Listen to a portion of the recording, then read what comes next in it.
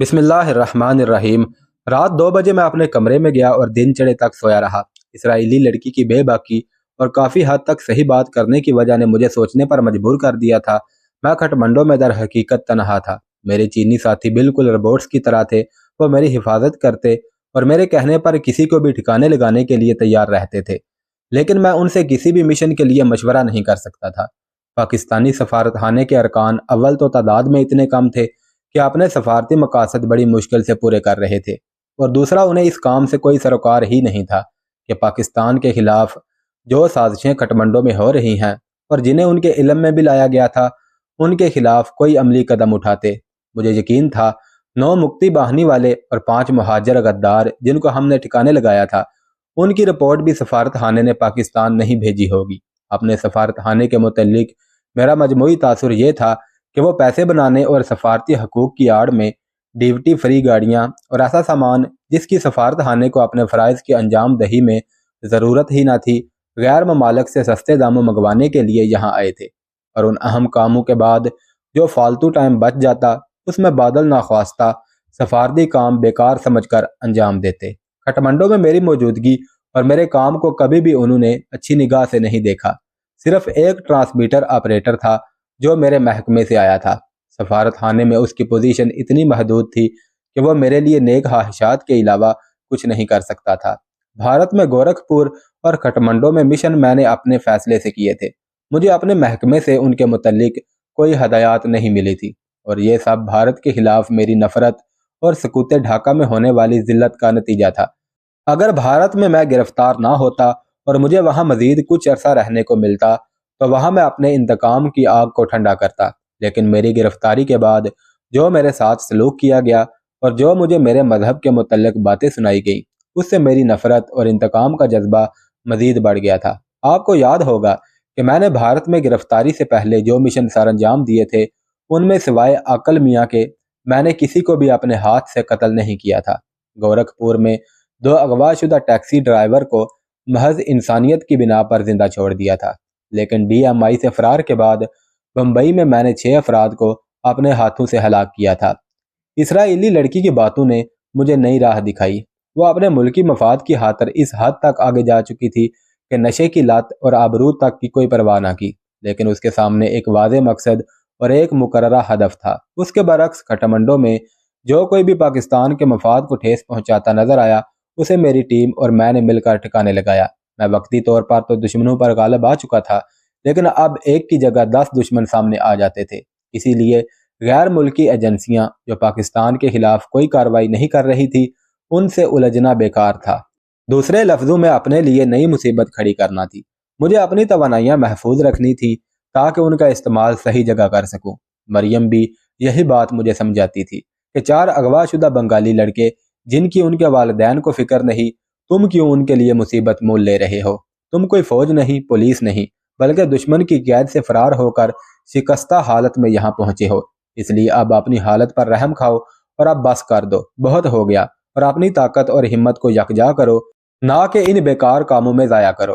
तुम बहुत कर लोगे तो 10-20 दुश्मन और मार दोगे या फिर उनके हाथों मारे जाओगे। तुम्हारा सफारत खाना तो तुम्हारी लाश तक लेने से इनकार कर देगा और तुम्हें लावारस समझकर यहीं दफन कर दिया जाएगा। ये सब बातें सोचकर मैंने फैसला किया कि आइंदा बिला वजह मैं ऐसे कामों में हाथ नहीं डालूंगा, लेकिन पहले से मार्कशुदा दुश्मन विजय कुमार को ज़रूर ठिकाने लगाऊंगा, और उसके बाद अपना असलहा उस वक़्त तक यूज़ नहीं करूंगा जब तक दुश्मन खुद सामने ना आ जाए। मैंने मरियम को इसराइली लड़की से मुलाकात का सारा वाक़या सुनाया और फिर उसे अपने फैसले से आगाह किया, तो वो ये सुनकर बहुत खुश हुई। कहने लगी, मुझसे तो वो इसराइली लड़की बेहतर रही जिसने एक मुलाकात में तुम्हारे इरादे बदल दिए।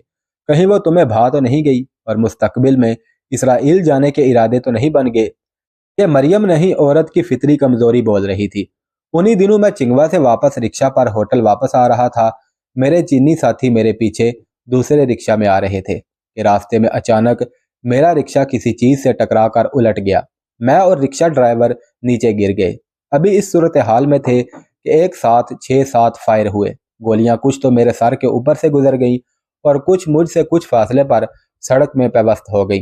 मेरे चीनी साथी गायब हो चुके थे। फायर बंद हुए तो मैंने रिक्शा ड्राइवर को उठकर सहारा देकर खड़ा किया। उतनी देर में मेरे चीनी साथी दो आदमियों को गर्दनों से दबोचे मेरे सामने ले आए। वो उन्हें खंजरों से हलाक करने लगे, तो मैंने उन्हें मना करते हुए कहा कि वह उन्हें लेकर चिंगवा पहुंचे। उन्होंने उन दोनों को बेहोश किया और रिक्शे में डालकर चिंगवा की तरफ चले गए। मैंने रिक्शा वाले को इजाफी पैसे देकर चिंगवा चलने का कहा।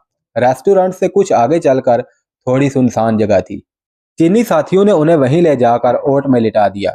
मैंने मरियम को जाकर सारी रोदात सुनाई तो उसके होश गुम हो गए। मैंने कहा कि वक्त होश रखने का है, खोने का नहीं। मुझे अपनी गाड़ी में शेरे पंजाब होटल ले चलो। हम वहां पहुंचे और सरदार से इधर उधर की बातें करने के बाद उससे उसकी गाड़ी मांगी तो वो घबरा गया। उसने कहा, आज फिर किसी का झटका करना है। मैंने कहा, सरदार जी बात ये नहीं, बाहर गाड़ी में एक लड़की बैठी है और ये गाड़ी उसकी सहेली की है जिसे उसने अभी उसको वापस करनी है, और मैं मजीद 2-4 घंटे उस लड़की के साथ गुजारना चाहता हूँ, इसलिए तुम्हारी गाड़ी की जरूरत है।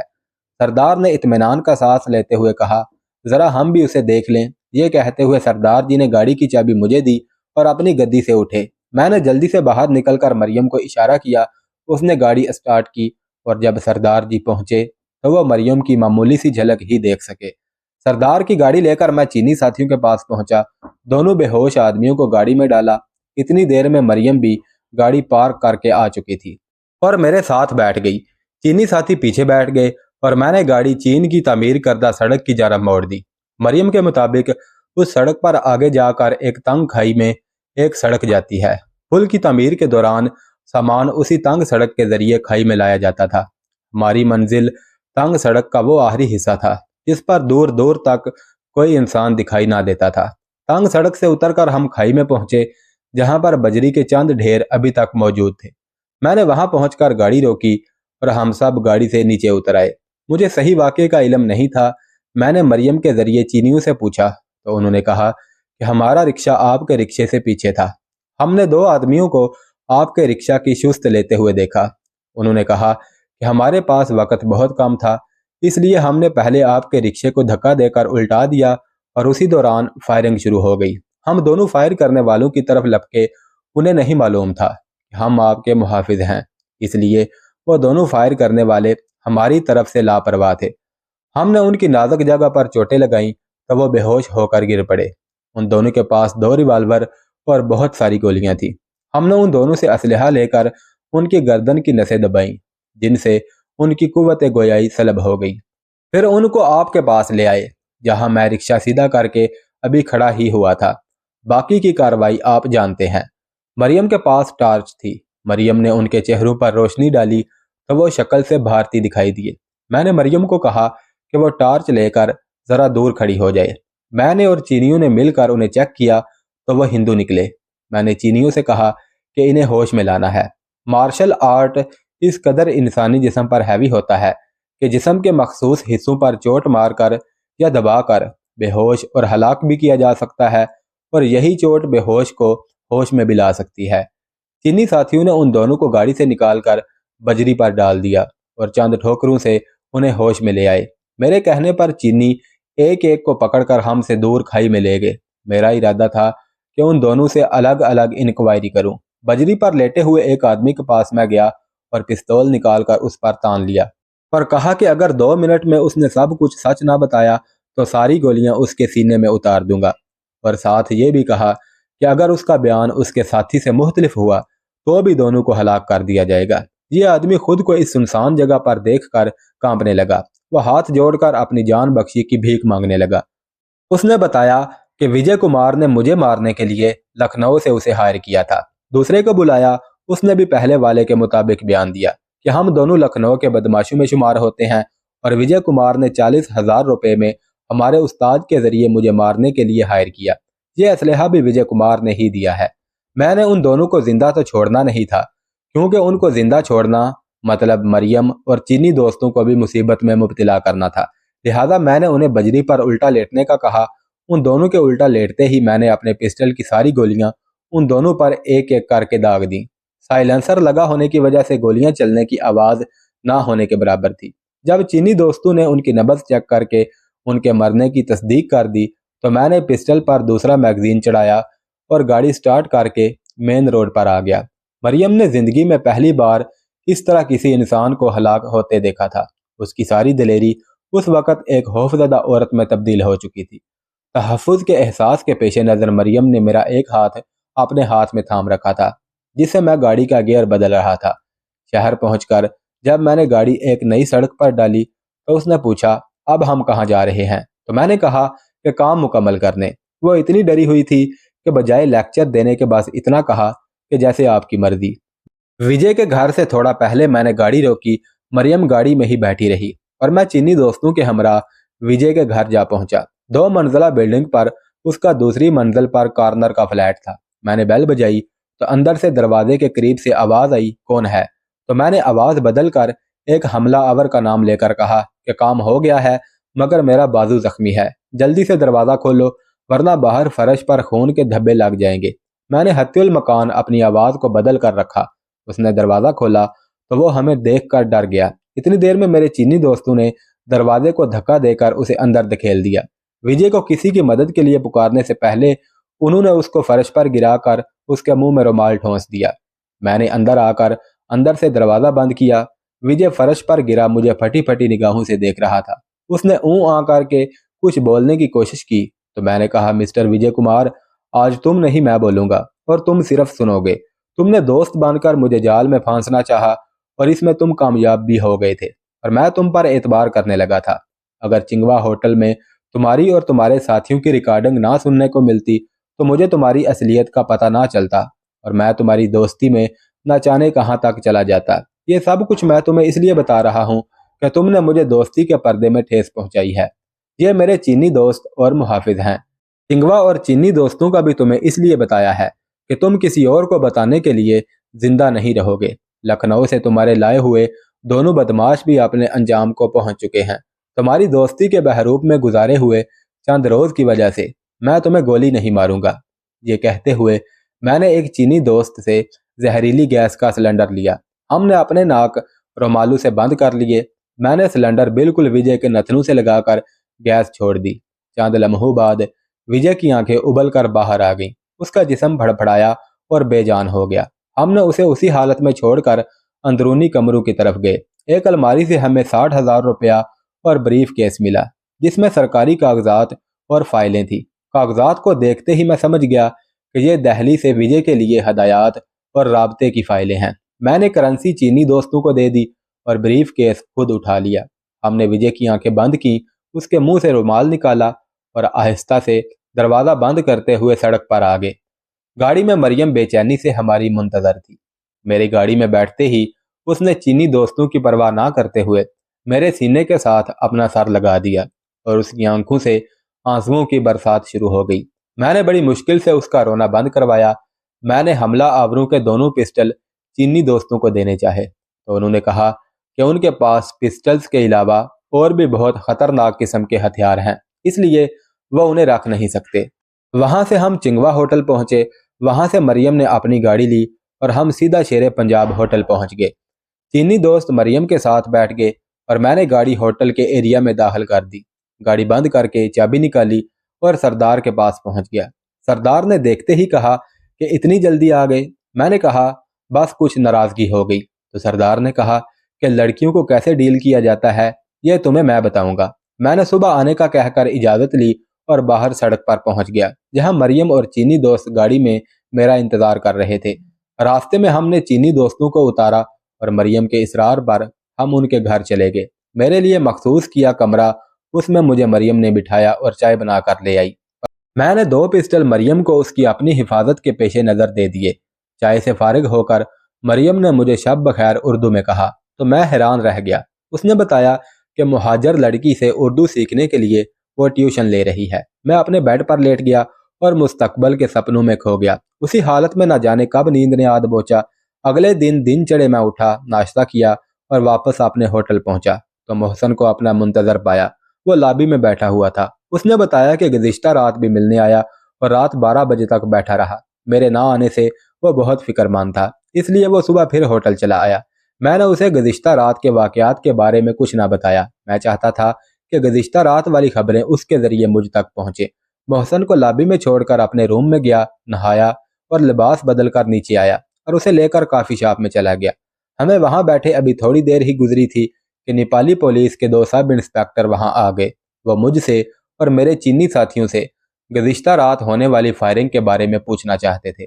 ان کو یہ رپورٹ چینی ساتھیوں کے رکشہ ڈرائیور نے دی تھی، جو فائرنگ کی آواز سنتے ہی وہاں سے بھاگ گیا تھا۔ میں نے انہیں کہا کہ کوئی فائرنگ وغیرہ نہیں ہوئی، میرے رکشہ کے ٹائر کے نیچے پتھر آ گیا تھا، جس کی وجہ سے رکشہ الٹ گیا تھا۔ باقی میں کسی چینیوں کو نہیں جانتا جو رکشہ میں میرے پیچھے آ رہے تھے۔ وہ مجھ سے مزید سوال کرنا چاہتے تھے۔ کافی پینے کے دوران ہی میں نے انہیں کہا کہ میں نے اپنے سفارت خانے جانا ہے۔ آپ ایک رکشہ ڈرائیور جو ہو سکتا ہے چرس کے نشے میں ہو، اس کے کہنے پر مجھ جیسے شریف شہری پر بلا جواز سوال و جواب نہ کریں۔ میں نے ٹیبل پر 1000 روپے کا نوٹ رکھ کر پوچھا کہ آپ یہ پیسے لے کر اس چیز کو بھول جانا چاہیں گے یا رکشہ ڈرائیور کے بیان پر مجھ سے مزید سوال و جواب کرنا چاہیں گے۔ میں نے بڑے اعتماد سے روپے ٹیبل پر رکھے تھے، کیونکہ میں پیر گنج میں پولیس کی حالت دیکھ چکا تھا۔ انہوں نے ایک دوسرے کی طرف دیکھا اور روپے اٹھائے اور مجھے سیلیوٹ کر کے چلے گئے۔ میں نے محسن کو کہا کہ وہ مین بازار میں کشمیری شالوں کی دکان پر جائے اور دکان کا ٹیلی فون نمبر لے آئے۔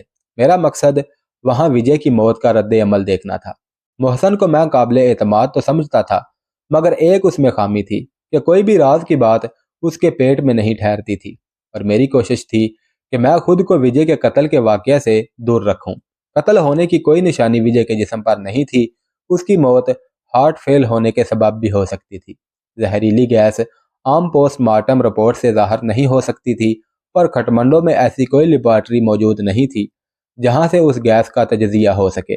مجھے معلوم تھا کہ بھارتی انٹیلیجنس اپنے اس منجے ہوئے جاسوس کی موت کو اتنی جلدی ہضم نہیں کر سکیں گے۔ ابھی لکھنؤ کے 2 بدماشوں کی لاشیں دریافت کرنا باقی تھی۔ دشمن کی نظر میں تو پہلے سے ہی تھا، وہ ان کو کوئی ثبوت نہ ملا تھا، مگر اگر وہ بھارت میں میری موجودگی سے ہونے والے واقعات اور پھر جب سے کھٹمنڈو میں آیا ہوں یہاں پہ در پہ ہونے والے واقعات کا تجزیہ کریں تو سیدھا مجھ تک پہنچ سکتے تھے۔ اب حالت یہ تھی کہ میرے ظاہری دشمن کم اور پوشیدہ دشمن زیادہ ہو گئے تھے۔ ڈی ایم آئی نے مجھے زندہ گرفتار کرنے کی جو پابندی عائد کی تھی اس کی وجہ سے میں ابھی تک بچا ہوا تھا، ورنہ کہیں سے بھی ایک گولی آتی اور میرا کام تمام کر دیتی۔ وجے نے جو بدماش ہائر کیے تھے وہ اپنی حفاظت کے لیے کیے تھے۔ اگر وہ اس مقصد میں کامیاب ہو جاتے تو اس نے اس واقعہ سے لا تعلقی ظاہر کر دینی تھی۔ محسن شام کو لوٹا تو اس نے مجھے دکان کا ٹیلی فون نمبر بتا دیا اور بتایا کہ رات کو وجے کی اچانک موت واقع ہو گئی ہے اور اس کی باڈی کو جہاز کے ذریعے دہلی بھیجا جا رہا ہے۔ وجے کی موت پر یقیناً بھارتی سفارتخانہ بلبلا اٹھا ہوگا۔ اب محسن کو رات کو میری ہوٹل سے غیر حاضری کی وجہ تو سمجھ آ گئی تھی، مگر اس نے پوچھنے کی ہمت نہیں کی۔ بھارتی سفارتخانہ بدلے میں کوئی بھی قدم اٹھا سکتا تھا۔ میں نے فون پر مریم سے اپنے خدشات کا اظہار کیا تو اس نے کہا کہ وہ آئندہ شام کو ڈائریکٹ چنگوا ہوٹل نہیں آیا کرے گا، بلکہ مختلف راستوں سے ہو کر آئے گا، اور واپسی پر مریم مجھے خود اپنی گاڑی میں چھوڑ آیا کرے گی۔ چینی دوست میرے ساتھ ہی ہوا کریں گے، مگر مجھے ڈراپ کرنے کے بعد وہ مریم کو بھی اس کے گھر سیفٹی کے ساتھ چھوڑا کریں گے۔ میں نے وقتی طور پر اس پروگرام پر عمل کرنا شروع کر دیا، لیکن آئندہ 4-5 دنوں میں برٹش ہیپیوں کی ایک وین خرید لی، جسے وہ پیسے ختم ہونے کی وجہ سے سستے داموں سیل کر رہے تھے۔ ہوٹل کے ایک گارڈ کو میں نے گاڑی کی دیکھ بھال کے لیے مخصوص پیسوں پر ہائر کر لیا۔